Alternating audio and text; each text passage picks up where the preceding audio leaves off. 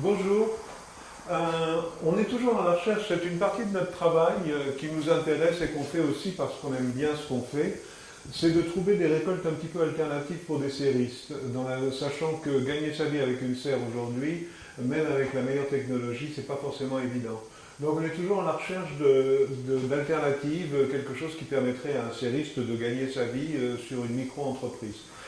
Et souvent, les matières premières, pas souvent, mais toujours d'ailleurs on pourrait dire, les matières premières sont très mal payées et le fournisseur est toujours celui qui est le moins bien payé de toute la chaîne.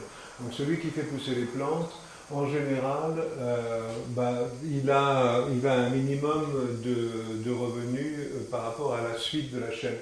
Et donc on pense bien que ça serait intéressant pour eux, pour un agriculteur, d'aller un petit peu plus loin et de faire une première transformation.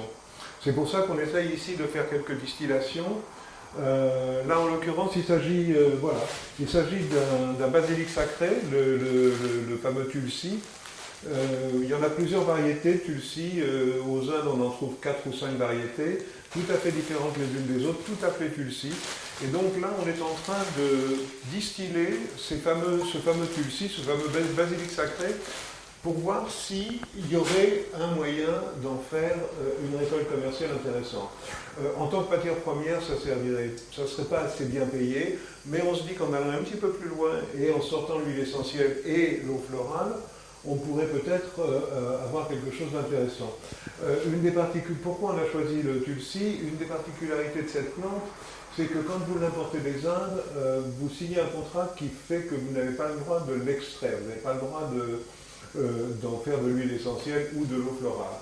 Et donc si vous voulez, ou vous devez l'acheter aux Indes, ou vous devez vous faire votre propre production du tulsi, ce qui est notre cas. Nous en avons plein notre serre, de 4 variétés différentes au moins.